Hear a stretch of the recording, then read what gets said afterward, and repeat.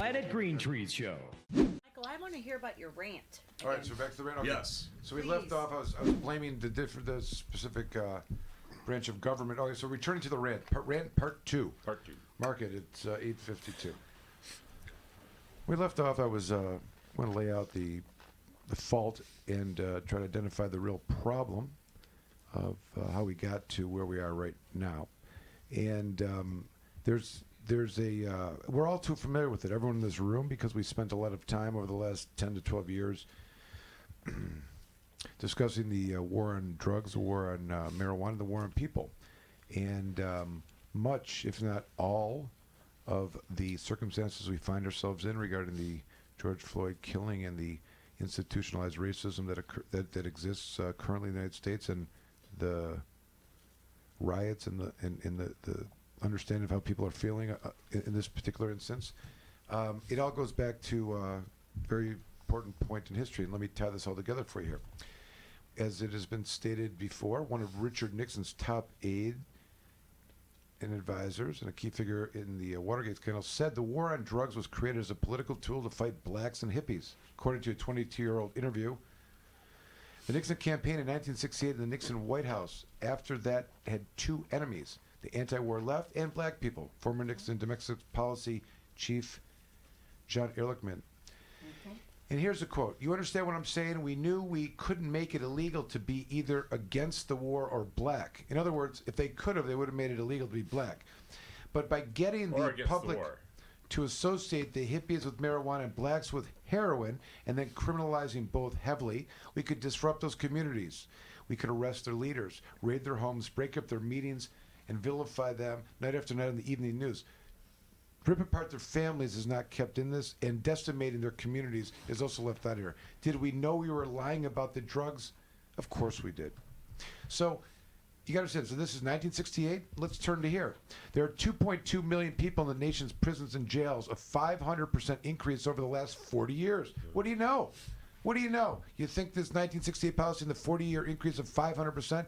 Changes in law and policy, not changes in crime rates, explain most of the increase. Policy change, not number of crimes. The results are overcrowding prisons and fiscal burdens on state, despite increasing evidence that large-scale incarceration is not effective in any means of achieving public safety.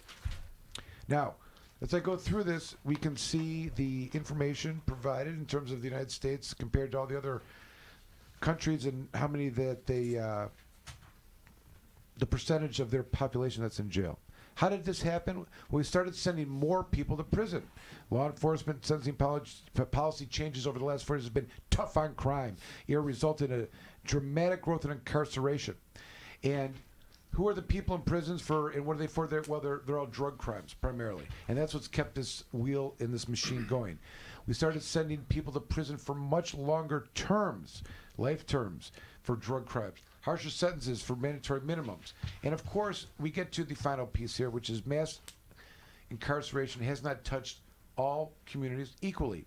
The racial impact of mass incarceration, identified 1968 by Nixon, 500% increase over the last 40 years. Sentencing policies, implicit racial bias and socioeconomic inequality contribute to racial disparities at every level of the criminal justice system.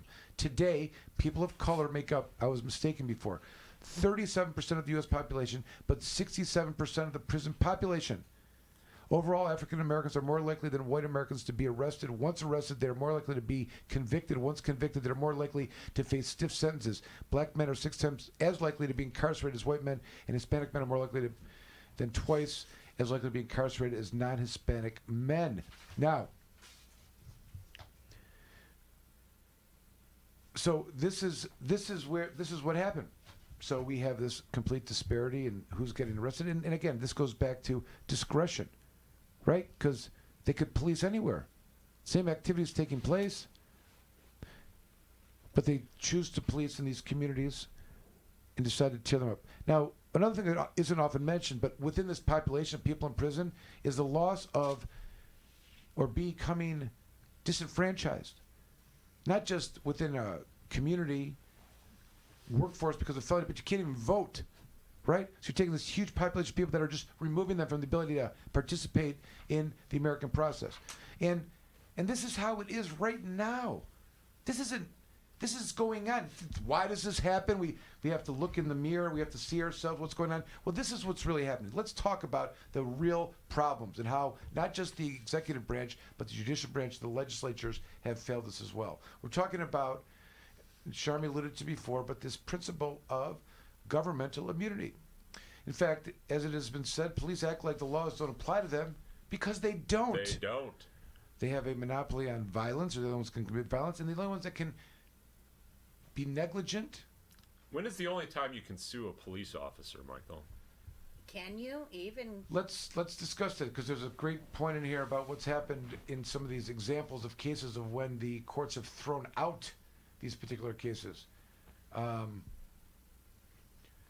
The idea is that there has to be a knowing constitutional right that is violated. We've discussed some of those.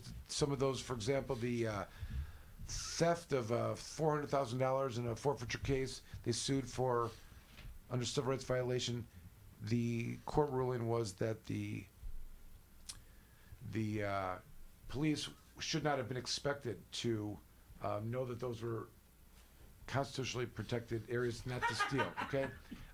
Before I get into some more detail about the concepts associated with government immunity, I think there's a couple other really important principles that need to be discussed and identified here. And they, of course, are this other concept, which is an ongoing development of jurisprudence in the law, which also makes the police in the executive branch, in particular, caused by the judiciary, not accountable. What am I talking about? The good faith exception to the search warrant. What does this mean? This means that police officers can Get it wrong.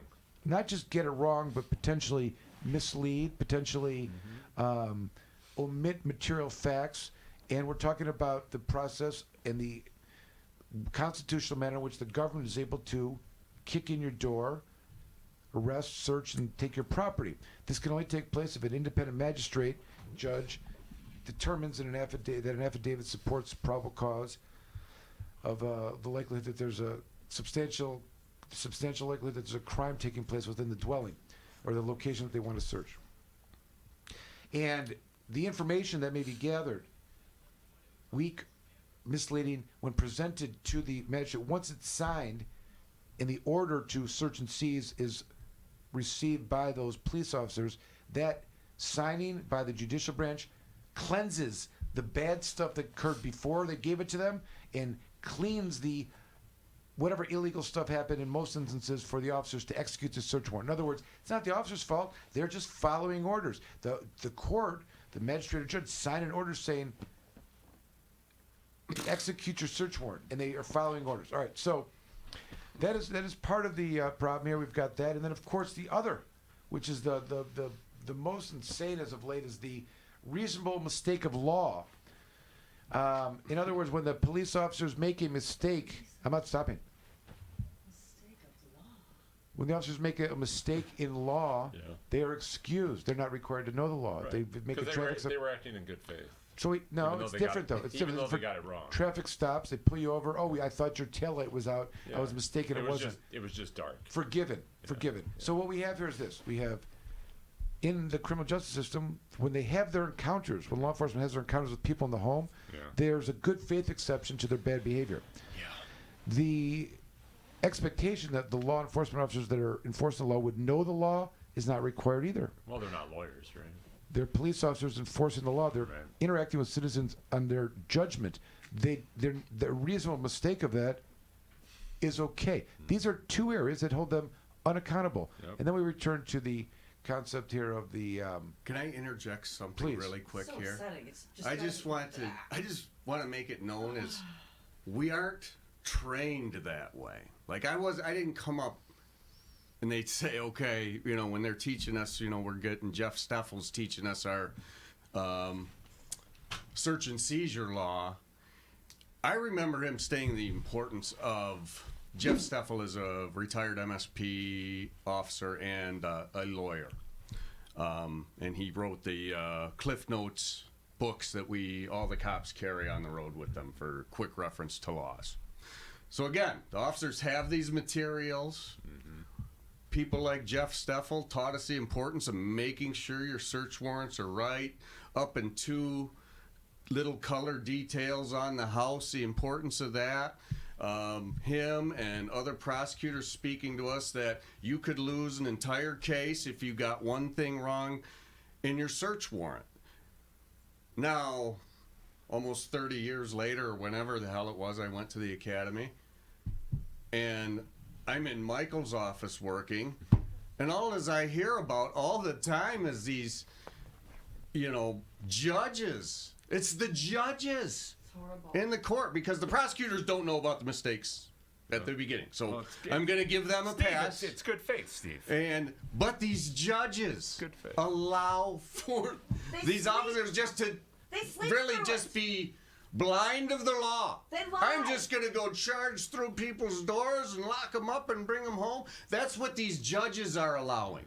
So now, as the judges allow that, when cops can find out what they can get away with here, what they can get away with there, they get away with it. Almost like criminals. When criminals find out, well, if it's a thief, he's going to take a little this time. The next time he's going to go Not get a almost. little more. And so, yes, you're right, Jamie. Not almost. It's exactly the same. So when cops find out what little things they can get away with in and around the fringes of the law, and what these prosecutors allow, because they do allow, these narcotics prosecutors for certain allow a lot of bullshit to get authorized and warrants arrested. Yep. That, I remember, as a detective, and I would send, say, a larceny case down to the Wayne County Prosecutor's Office, and sometimes I'd get a call back from them screaming, tell me, what the hell is this bullshit you sent me? You don't got shit for probable cause in here. I'm sending this back for further. You better do this, this, this, and this before you even think about sending it back to For me. larceny. Yeah. What about your drug cases? Drug cases, I didn't work narcotics. I didn't work part of a narcotics enforcement team, so I rarely, if ever, dealt with a narcotics prosecutor. From what I see in Michael's office, they authorize some bullshit. Search warrants, arrest warrants. We had one case in particular. May have been out here local. I went through that. When I first started in the office with Michael, he tasked me with going through this case, looking at it. And so I did that, and I looked at that case, and I sat down with Michael that next day. I said, where's the probable cause, Michael? I said, I'm not seeing it here. And this case went on for battle. We just finally got it dismissed this past year. This sucker was going on since 2013. We have another case been going on longer than that. We're battling with the Attorney General's office right now. Medical marijuana. Yeah. She was going to get rid of all those cases, as so we remember. Medical marijuana. We are still fighting those. And my point is, and not just people of color, but everybody has been fucked over in one way or another by this system. Or if you haven't personally, you know somebody who has. And everybody is sick and tired. And that's why people are out protesting. And the good people are protesting peacefully, and there's instigators. We're hearing about instigators in these crowds.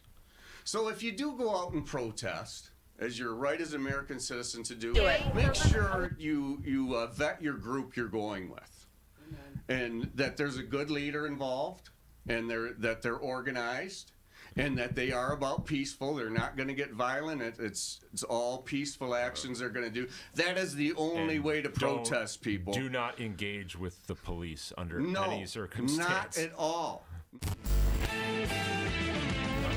The Planet Green Trees Show.